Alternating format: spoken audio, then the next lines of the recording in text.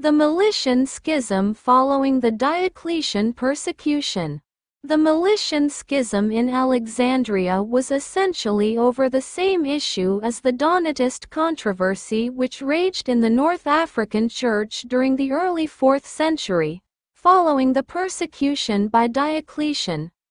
It should not be confused with another controversy also called the Melitian Schism, which occurred in the church in Antioch, later in the 4th century, following the Council of Nicaea.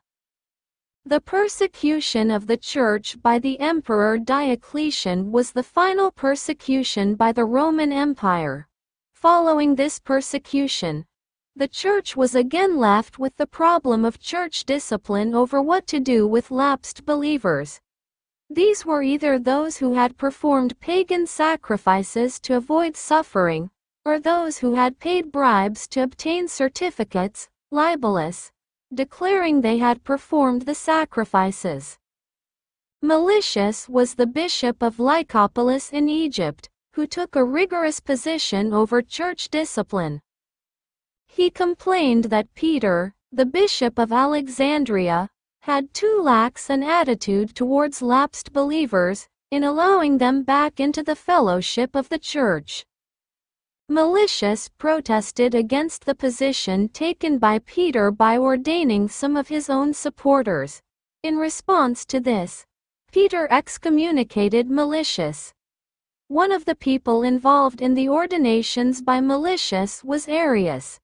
For this he was initially suspended from ministry, but was later restored and given charge of the church in the port area of Alexandria.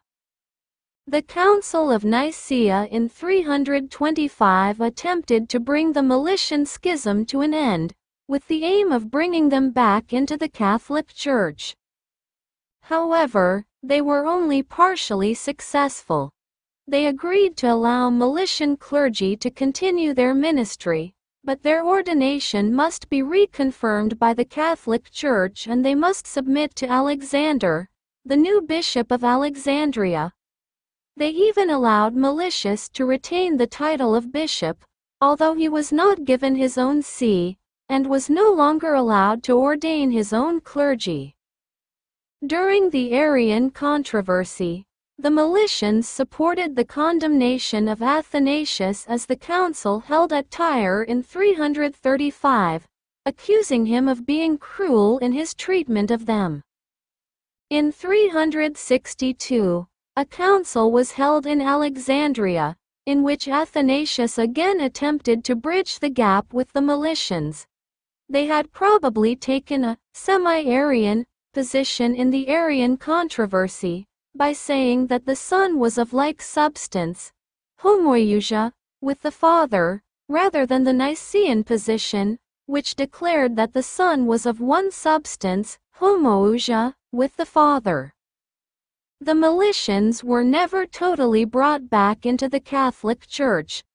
Small groups of them continued to exist in monastic communities until the 8th century.